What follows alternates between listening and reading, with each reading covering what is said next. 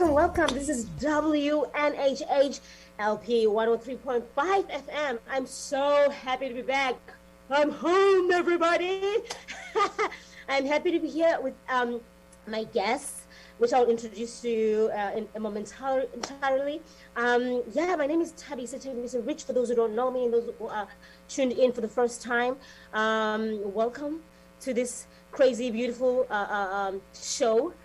Before we go on to midday, I want to give you that right push, just that right push after your coffee.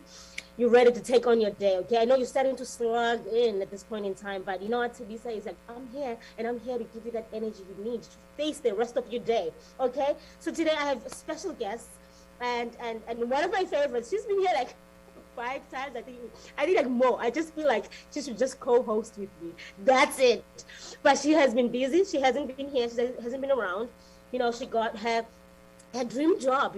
She's wanting to do this for such a long time, and I'm so happy for her that she finally got what she wanted and needed. And she does a lot of things. Okay, this is a multi-talented human being. Okay, she doesn't just do one thing. She does multiple things. But her biggest endeavor is in the music and in her purpose. In her community as well. But you know what? Get your coffee, get your drinks.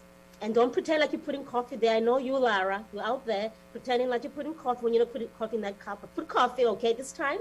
And join in, and let's all have fun. Let's talk about what's happening in the hood. Because you know what? The Queen Diva herself is here too. But I do have Yi as well. I've got a little special guest. Yi, I'm going to sit down because I was standing up. I'm going to sit down because I know you. Not all of you watch the clips you guys watch.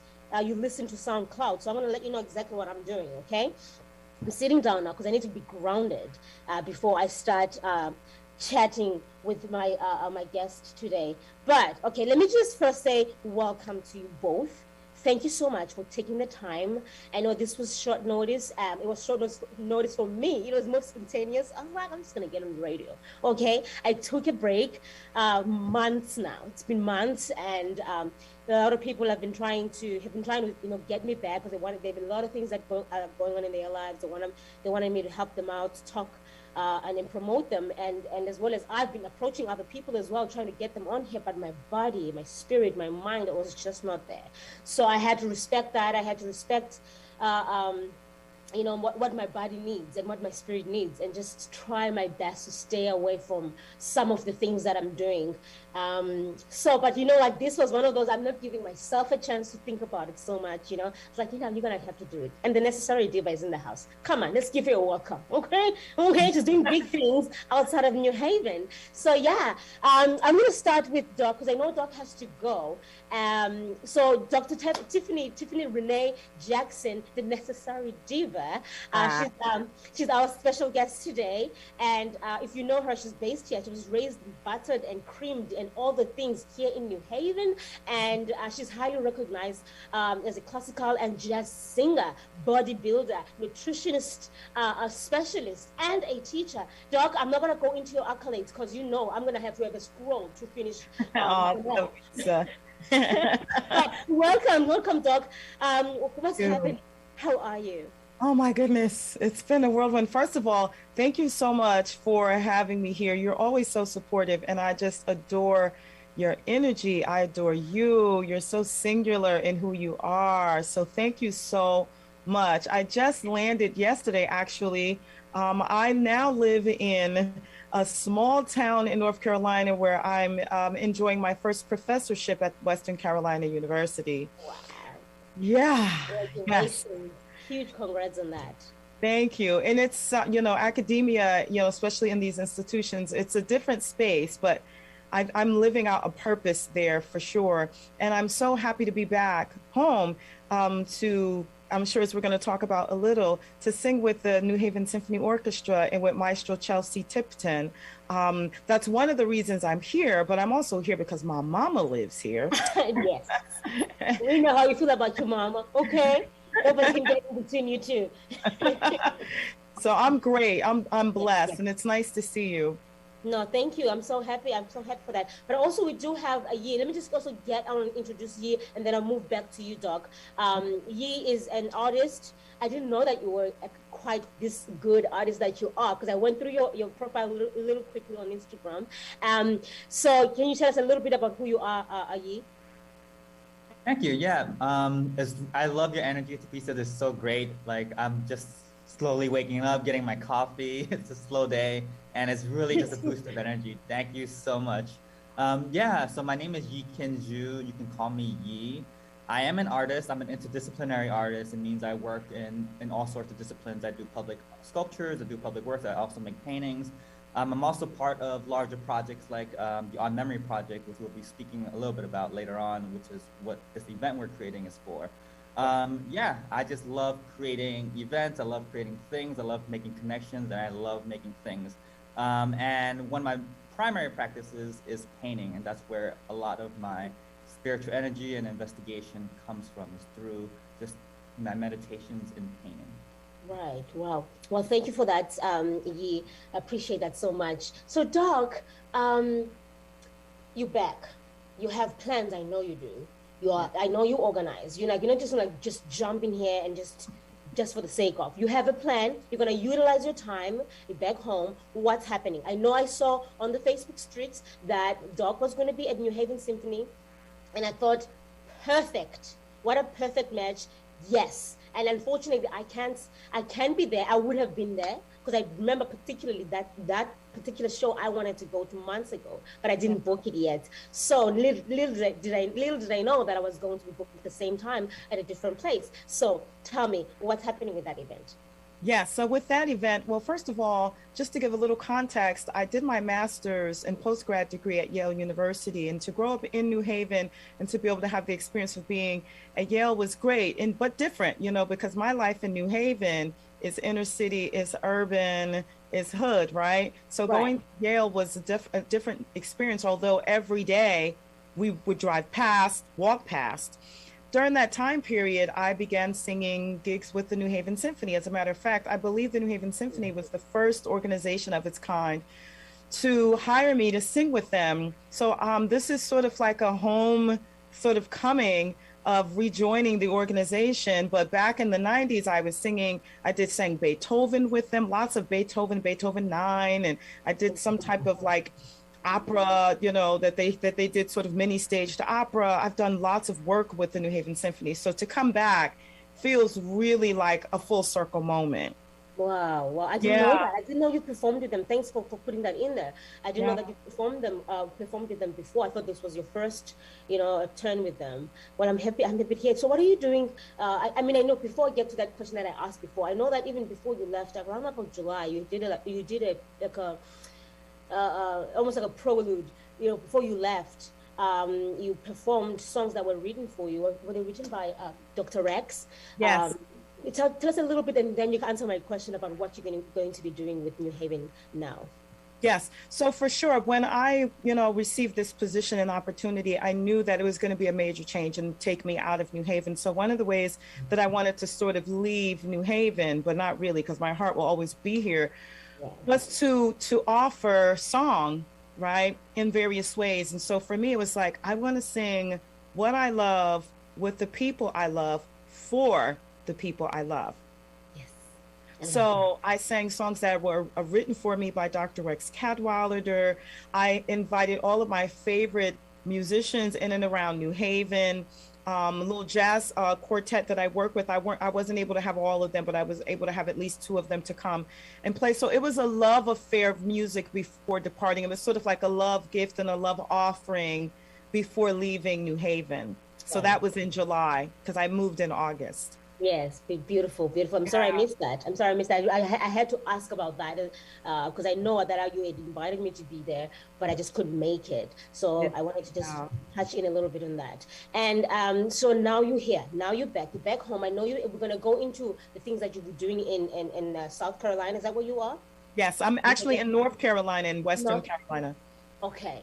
So we're going to get into that a little bit as well. But now, what are you doing with the symphony? What should we expect from you and everyone who's going to be performing with you? Yeah, so this is a Christmas concert, sort of a Christmas extravaganza, right? Yes. We were supposed to do this last year, but because of the Rona, Yep. Yeah. a lot of the activity.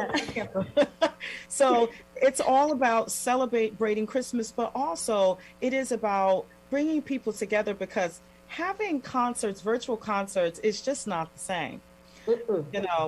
Celebrating together is what it's about. So it's really, I think, along the lines of getting people back into the theater, back into the concert halls, and there's no better way than to do it with Chelsea Tipton and the Pops Orchestra. It's really celebratory.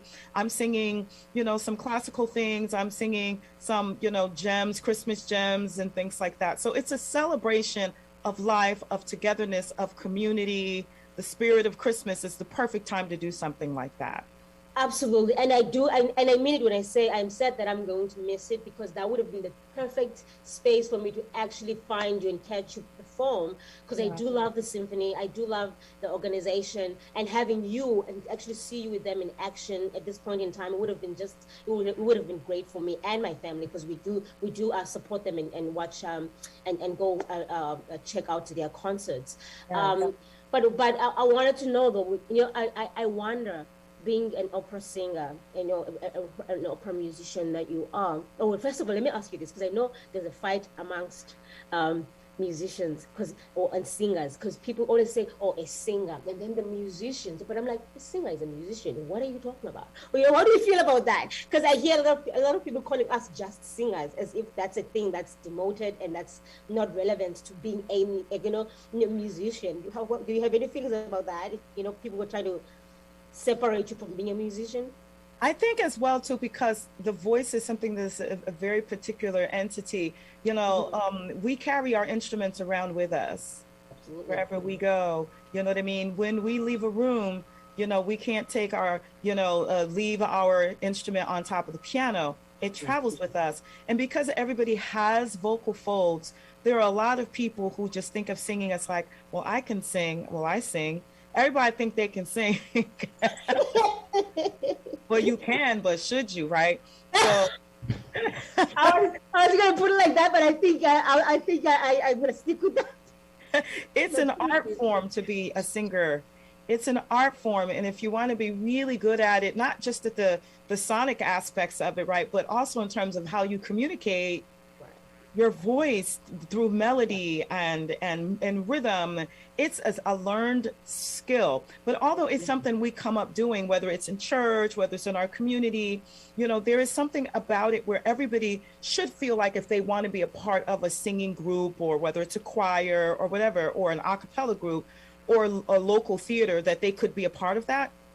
But as someone who has been studying voice, literally taking voice lessons since I was 11, 12 years old. And as a matter of fact, I have a lesson today with my teacher virtually. He's in New York. It's something I have to constantly train and hone, because the body is dynamic and it's constantly changing and shifting. We're never the same every day. And the voice is calibrated to who we are. Absolutely. You understand? And So what you put in as well, right? And right. the nutritionist that you are. Yeah. You know that very well, you know? Yeah, I've been able to combine, I'm very grateful. I've been able to combine all of these different sort of interdisciplinary things. And it makes me an interesting singer, because I bring all of those experiences. It's not just about the sound you make. And I think that's why people don't respect singers as much, because they don't really understand what all goes into becoming a communicator.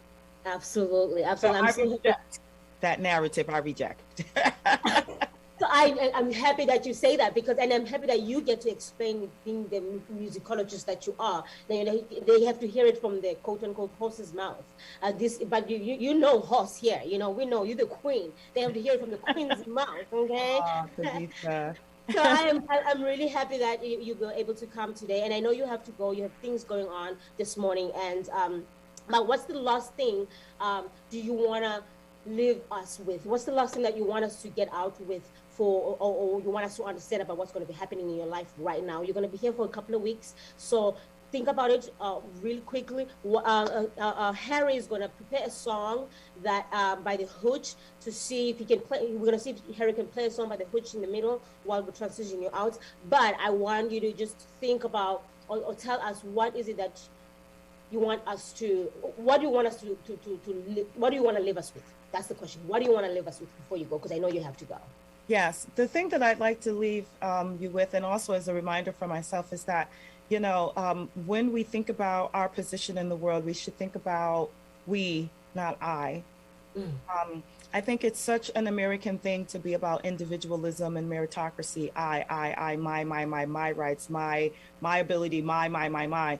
And I live myself to project all the energy out into the world. So that's the message I want to leave, is that we need to be more about pluralism. We, us, community. My brother is my keeper, right? How is it that what we do in the world, how does it impact other people? And that's how I live. Inspiration. That's what I want to leave. Inspiration. Thank you so much. And you are an inspiration. You're such a ball of energy that even when, when I'm feeling down and out, and I catch one of your posts, it's like there's such a surge of these meteors of positivity that come out of you and your posts. So we appreciate that, and I appreciate that as well. So keep up the good work and keep positive, and keep your head high and be the best you all the time. Thank you for coming to the show. Okay. Thank you, sis. Thank you so much. You're so beautiful. Thank you. And Yi, it's nice to meet you. I'll go check out your work now. Perfect. WNHH 103.5 FM. This is Thabisa and Friends. Hey, that was dope. Okay, that was the necessary diva, Dr. Tiffany Renee Jackson. So we're gonna be playing music by The Hooch. It's sounding a little bit something you can listen to. It sounds a little high on my end. On your end too, Yi. The sound is not sounding okay here. I think we might want to skip that or play something else. Otherwise, we can just skip it all together and get to you, so that we can give you more time. And I'm more than happy to do that. Thanks, Harry. So you are listening to WNHH 103.5 FM. That was the necessary diva, Dr. Jackson. And yeah, you heard it, folks. You got to go to New Haven Symphony this weekend, December 11th, Saturday 2:30. You can find her. I will find the place really quickly for you where she's going to be, because I neglected to ask where she will be exactly. But Yi, thank you so much for making it today.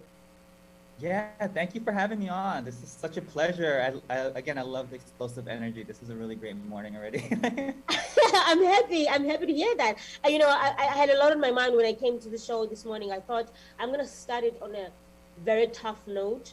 Um, about what's happening with the shootings in schools, and I might just go in a little bit right now since we're mid show, but I wasn't sure how to start the show because I didn't want to start it in such a gloomy down moment. I'm a parent, so when it comes to these things that happen in schools where people or kids are being shot, or the school shooters or threats or pranks, that really bothers me. Like, it goes into my body, my psyche, and my spirit. It just puts me down. And this is just really a message for anyone listening right now who is a parent, who's a brother, who's a sister, who got their little sister in school. I just cannot fathom, I just cannot comprehend how this thing is even possible in this, what we call, the first world country. Are these the first world country issues? Because for me, it just does not make sense that safety and security is not one of the highest list when it comes to this sort of issue. And gun control is constantly postponed, is constantly put on the side. There's people fighting and then trying to make this an issue about guns, and keeping about how many guns and their rights to have guns. And it just doesn't make sense to me, and I don't even want to make it make sense, because it just should not. We should do better as people. We should do better for our children. They should come first. So I'm not going to go into this deeply, and that's why I didn't want to start the show with that kind of energy. I wanted to start with a high positive energy, but mid-show, I think it's okay. Thanks for allowing me to give that little bit of event. But now I want to get back to what's happening this weekend. You are at Thai. Is it Thai? Am I pronouncing it right? Yeah, Thai. Sai City. Oh, Thai City? Because I'm South African. So when I see TSA, it's Tsa. That's how we say it. Tsa, not Tsa. So I needed to make sure. Okay, can you tell us a little bit more about Sai City and memorial mapping? Yeah, so I am an innovation fellow at Sai City. So City is short for Center for Innovative Thinking at Yale. And Sai City to me is so I went to Yale grad school for the art school in the painting program, actually. And I've been in the 2 years I was there, I felt really siloed. I felt like I was in a studio, in a campus, but it's also in a larger community and in a larger city. But my whole time I was there, I just felt like I was in a studio. And the great part about Sai City is that they're making that extra effort to really connect students to the larger of New Haven. And as an innovation fellow, I'm creating programming that's doing that. So for the memorial mapping project, that's part of a larger program at Sai City called Hub and Spoke, where we're creating an initiative to create. So we're making Hub and Spoke. The students get to decide what Hub and Spoke is going to look like. The students lead this initiative.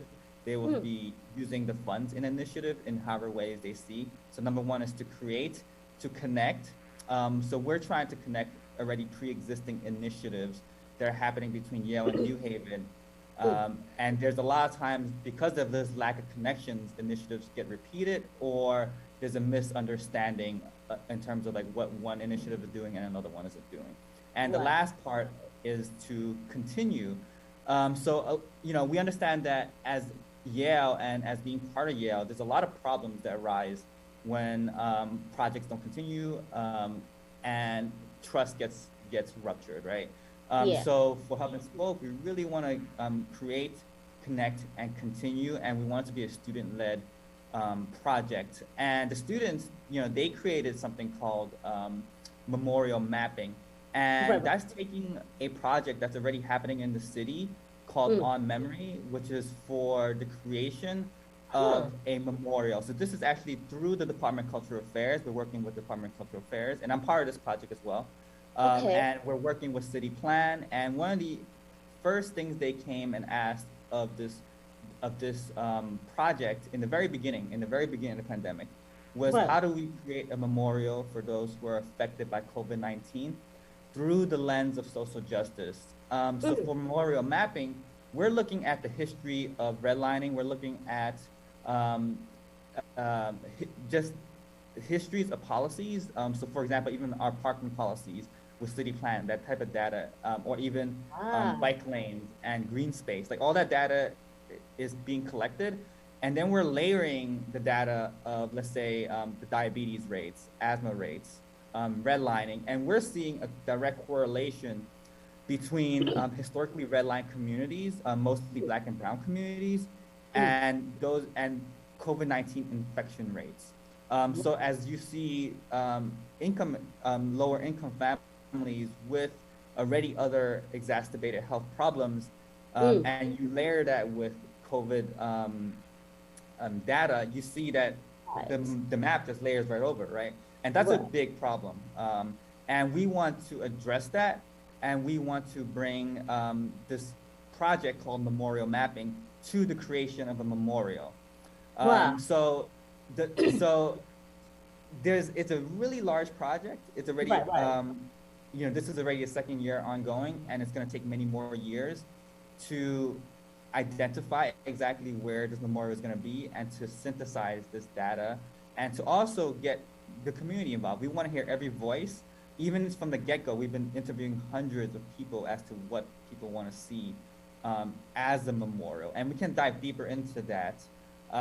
But as of now, last summer's project was this diary disc project, where we accumulated and we collected the voices of over 375 written voices on these physical art installations called Is the it the diary black discs. round plates? I've seen that Yeah, around different places in the city. Oh wow. yeah. So, they were in Ives Library, they were in Next Haven, they were in several other spaces. So, if you were around this summer, you might have seen a diary disc. And, if you wanted to, you might have written it on the diary disc as I well. should next time I see it. I should. Is it still out and about?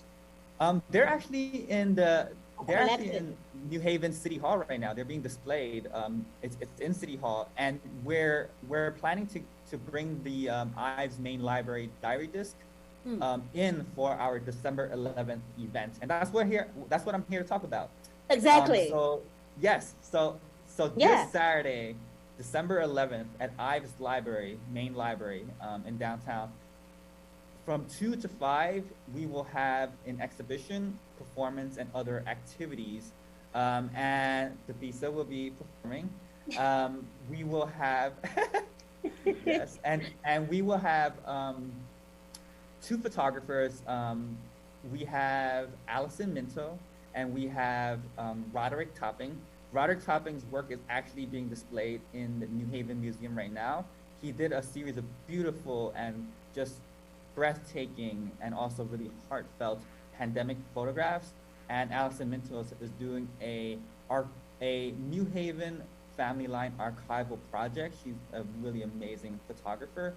And we have Nadine Nelson, a culinary artist, creating a culinary event, just talking about food health and what's accessible, but also creating a culinary experience for grab and go meals. So, if you go there, you can listen to music, you can look at the art, you can take a grab and go meal, and finally there will be a visualized data mapping presentation. So what I spoke about earlier about just the history of redlining, Right. layering all these maps and the story that's being told by it, we would love participation from just New Haven community members, just Right. to see, identify where you are at in the map.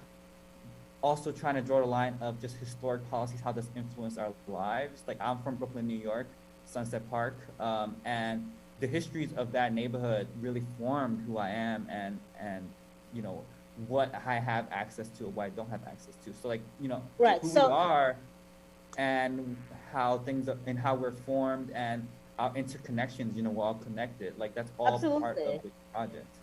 Right, absolutely, absolutely, and yeah, well, that was a mouthful. Yes. Yes, thank you for your patience and listening to me. It's Oh just my God, no, it's such a long scope project. I'm still trying to figure out how to summarize it. right, no, that was beautiful. That was beautiful. It gave so much context and so much detail, into what's exactly happening. I mean, you talked about the hub and spoke. Does it have spoken word in there as well? You said or no? Hub and So spoke. so hub and spoke Create, connect, again is and Continue. Yeah, so Hub and Spoke is a Sci-City initiative, and we're gonna make it into a student-run initiative, right? So most initiatives that are started at Yale, they're usually from the top down, but we want it to be like just horizontal and just like bottom up, right? So Hub and Spoke takes the name of it's sort of a joke at the secret societies of Yale. Like there's like Skull and Bones and like like I don't know, like something in chains, right? There's all these secret societies, and they're all like secret and they're not transparent. But Hub and Spoke is the opposite. We want it to be super accessible. Anyone can join, and it's for dissolving the town and gown divide, and it's also named after sort of how I mean not Yale, how New Haven is a hub and spoke, right? Everything sort of spokes out of the green. Everything spokes out of downtown. So we're really trying to like dissolve the town and gown divide with the initiative for hub and spoke. And it's also a pun on, the wheel is a hub and spoke and things are spoken out. But it's also like we are a hub, we want it to be a club, and we also want to be a place where people can speak and we can hear our voices. I love that very much. I love that very much. And this is such a great initiative. Especially that. And I know Adrian. Adrian is an advocate for social justice, and especially when it comes to within the arts and how she, her endeavors in her work always tries to make sure that within the arts there's it's equitable for all, and it's there's accessibility and all these things for everybody, and especially those that come from the Black people, BIPOC folks, and so I'm not surprised if you're saying that this is an initiative that's supported by Cultural Affairs. So it's like, okay, makes sense. So on Saturday, I mean, there's a lot of my mind that's going on. Actually, when you were talking about memorial mapping, because I actually saw somewhere online, there's another memorial mapping, but it's more on 9/11. But I haven't really gone into deeply to see what they are about, but it was not connected at all with you guys. So this Saturday, you're going to have Nadine. I'm happy to hear that Nadine's going to be there. And I know she's a chef, like she's a connoisseur. She doesn't just cook like I cook in my house. So I'm glad, I'm going to be very happy to see her and see what she's going to have cooking for us, and what she's going to be talking about when it comes to her food and everything that is along those lines. But also what I'm excited to see is the art. Who are the artists that are going to be there exhibiting their work? And do you know what work they're going to be showing off that goes within this theme? Yeah, so Allison Ninsko and Roderick Topping. And also we will have the diary disc installation there. So that is an interactive art piece in itself. And Allison is an incredible photographer. She really shoots beautiful portraits that like pierces into a deeper part of her subject or the person she's capturing. Right. But she did this really amazing project of just archiving the history of New Haven, the people in New Haven, and mostly Black folks in New Haven. And seeing how many generations back that the history is tied to New Haven. And then we also have Roderick Topping, who is his practice has been going on for decades. He's just an amazing photographer. And if you could actually just Google him, and he has these pandemic photographs that he's taken. And that's Roderick, right?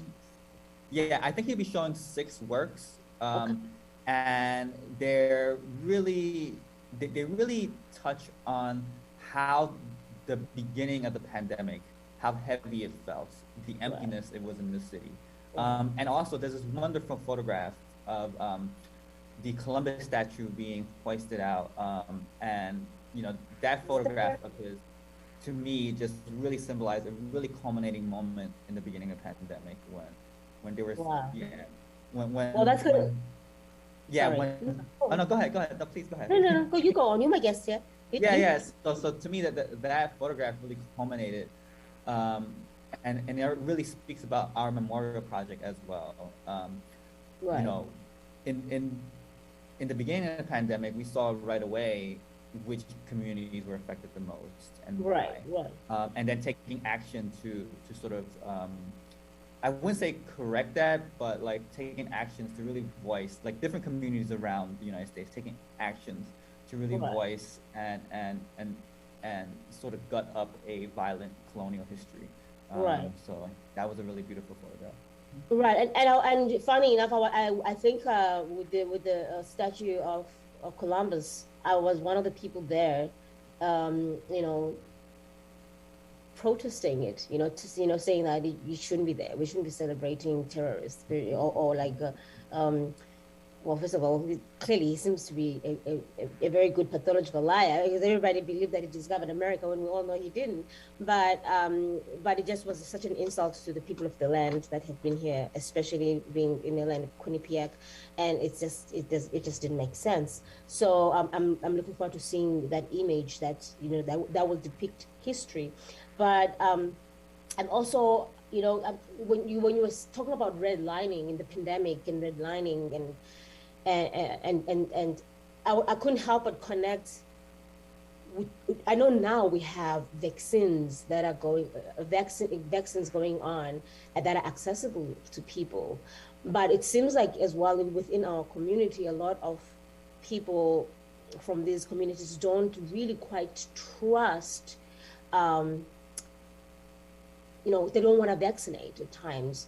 Beyond just accessibility, which can be a problem for the communities, a big problem for the communities. But some people are making their minds up that they don't want to vaccinate. And do you think that is it just pure ignorance, or is it because it comes from a place that they can't trust healthcare? They can't trust what do you think is the reason why folks don't want to take part into? Yeah, I mean, I don't believe that there's just pure ignorance, or I think that people have their lived experiences, and I know people who don't want the vaccine as well, and that comes from the lack of trust for the government. It also comes the lack of trust for medicine. Healthcare, people experience in very different ways depending on how you access to it. Right. And to me, it is the issue of trust. And we also see that through the data, because right now, like I personally don't feel super affected by COVID-19, but there's also a population that are in another world where COVID-19 is a very present reality, where something terrible happens to them due to COVID-19 pandemic, and Right. that's a whole other world, right? So like, Yeah. and depending on what you're seeing and what you get access to and the stories that are coming through, I the funny thing is, like my brother has a severe mistrust of the government and healthcare. So he's like, when the vaccine first came out, he's like, if white people aren't taking the vaccine, I'm not taking it. So like he went, he made sure that he went to the vaccine clinic, and he made sure that there were like, all right, a number of white people there. It's like, all right, so like it might be okay. Like It might be okay. Let's just maybe that is he won't hilarious. alter. Like, Right. So he's like, no, let's just make sure that they get it, so that because we know they're not going to want to kill each other right now. And the healthcare systems are going to just want to kill all the white folks, because we know historically they haven't been killing the white folks in the medical fields. They've been killing the black folks. Yeah, there's. I mean, it's really messed up and depressing, but like it is messed up. Like, how do we build this trust? Yeah, it is messed up. How do we build that trust now? Because now one thing we don't want to encourage is the misinformation that goes around, and the chafing deeply into the ground, to create a divide and a hole within the medical world, and within the medical world and us, beings that are not necessarily equipped to have, I don't know, like researched opinions on these things. I feel like there should be more information that's put out there constantly, that's evolving, constantly, because that's what's happening. We see it with all these trends that are coming in, because the COVID is not stopping. It's evolving. It continues to evolve, and especially because people don't want to vaccinate. So now it's getting stronger, and it's just finding ways to mutate and become something that even that makes it difficult for people that have vaccinated to even handle. Because another thing that I hear people say is that, well, my uncle was vaccinated but he got the COVID. So it's like, well, that can't just be your argument, that can't just be your argument. And this is a small percentage of people that have been impacted deeply and in such an impactful way, that are vaccinated and that get harmed by this COVID-19. A lot of them made it out of it because of that. They were vaccinated, that they didn't die because of this thing. So like, what should people look forward to seeing or get out of when they go to Ives library on Saturday at 2? Yeah. So let me just say a few words about the first point about getting COVID and vaccinated. So vaccination doesn't really prevent you getting COVID. It just prevents you from developing real serious symptoms where you end up in the hospital. Yes. And I will also say that working on this memorial, again, I see a very different side of COVID. And then another population sees a very different side. But because I was working on this project and interviewing all sorts of people, like I know that with COVID and with seniors, there's really, there are life-threatening issues if you're not vaccinated. And also, in the beginning of the pandemic, hospitals were filled up. Just because you don't see it outside, you don't really experience it right away. It doesn't mean that it didn't happen, but the hospitals were flooded with people with very severe COVID symptoms. So, if you're not vaccinated and you get vaccinated, it'll prevent you from getting these severe symptoms. Right. And the reality is, some people think, oh, I'll hedge my bet. Like, I'm young, I don't need to get vaccinated. But that's your call. But but they are young and they are young, but also very social, meaning that they're perfect recipe for spreading it. Yeah, then you're a risk factor for other people. Exactly. Yeah. Exactly. And for Ives Main Library this Saturday, the 11th, 2 to 5 p.m. Expect music, expect a good time, expect to have conversations, expect just looking at some art that's reflective of this moment. And also, we would love to hear what you and your community want as a memorial. We have a lot of people saying they want green spaces. And, we do have thoughts on revitalizing a brownfield, which is contaminated land, and revitalizing it into a art park. So these are some of the things that are voiced by many people in the community. And we want to hear more of that. We want to hear more of what people want as a memorial, so us as a city can build it together. Right. So please That's come beautiful. by and join us. That's really beautiful. I'm so happy that you were able to make it here today on WNHH 103.5 LE. And I'm also really glad that I'm going to be part of this initiative. I'm going to be part of this incredible and impactful event. So thank you guys for inviting me to be part of it. I'm looking forward to seeing Nadine Nelson and see what she's got cooked up for us, and the photographers that are going to be there. And hopefully I can write in on the disc if there's space. But also, I'm going to be bringing some friends and family and a band. We're going to be performing with a band, and we're going to be sharing some great vibrations, positivity, and encouraging people to vaccinate and in this pandemic, so that we can try to minimize this, so that we can move on, get back to being out and about together safely. Thank you so much for being here. The event starts at 2 till 5 o'clock. And in between that, there's going to be music, everything that you've mentioned, art. And do you have a place that people can actually maybe write down their thoughts, that they can put them in a box or somewhere to sort of give you the suggestions and what they want happening in their neighborhoods? Or Yes, yes, we do. We will have that. And remember to register. Register an event. I think you can find the Eventbrite on Arts Council's calendar, Okay. and You will share it. the library's calendar. But also, yeah, oh, we also have an Instagram called Memorial Mapping, and you can definitely find us there.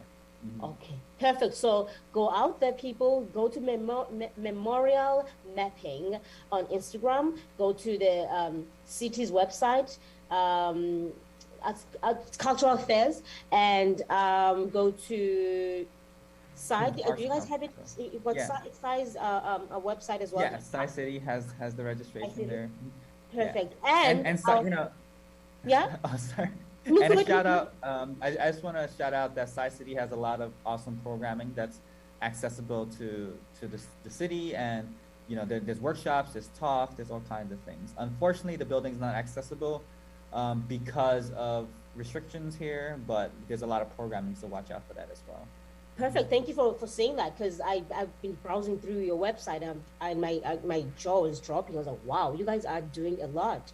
And what I love about Sci City is that these are young, diverse humans that are running these programs, and I feel it makes me feel like I want to be part of it, because I feel like if it's run by young people that I know have similar experiences as I do, it's going to be something that I know I'm going to benefit from to become even a better person, and be informed of all these new innovative ideas. And there's a lot of people that are entrepreneurs, and such programs and workshops that you're talking about, entrepreneurial programs. So, well, you're listening to WNHH 103.5 FM. Please, you find this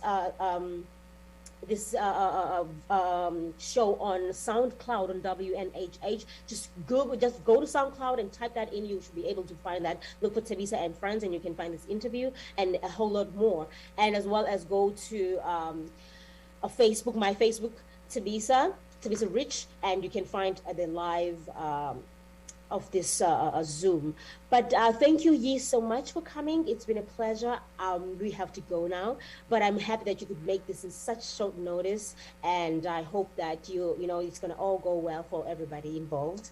And thank you for being here. Great, thank you so much. Yeah, enjoy your day. Yeah. Thank you. It's a pleasure. Harry's going to take us out now. So you're listening to WNHH 103.5, Thabisa and Friends. Harry, you know what to do. You gotta take us out so we can, dance our way to our day. We're ready. Thank you.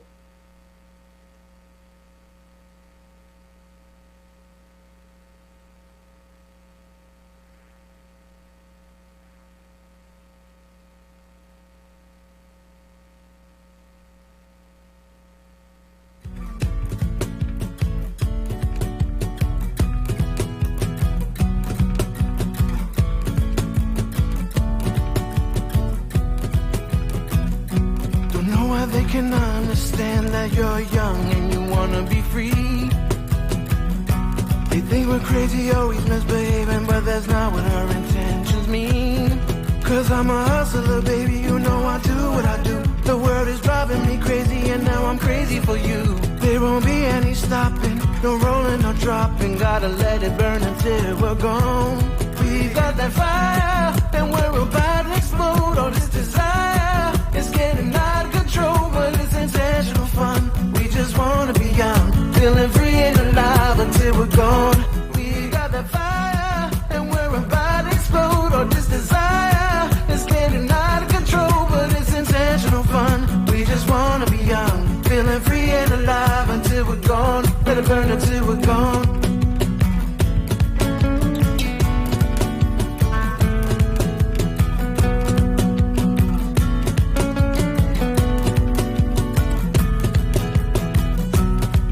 Your soul, it's beautiful. Pick it up, pick it up, pick it up, pick it up, pick it up, pick it up, pick it up. Let's go. Ignite your soul, it's beautiful. Pick it up, pick it up, pick it up, pick it up, pick it up. Cause I'm a hustler, baby, you know I do what I do. The world is driving me crazy and now I'm crazy for you. There won't be any stopping, no rolling, no dropping. Gotta let it burn until we're gone. We got that fire and we're about to explode. All this desire, it's getting out of control, but it's intentional fun. We just wanna be young, feeling free and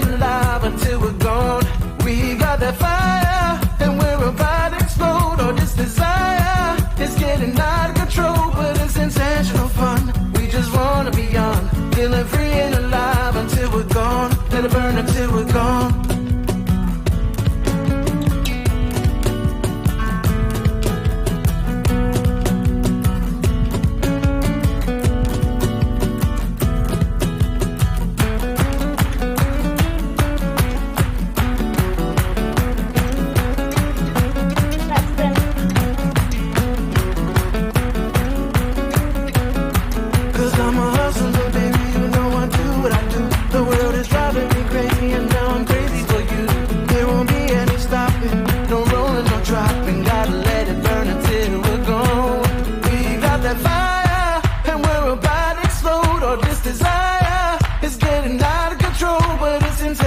Fun. We just wanna be young, feeling free and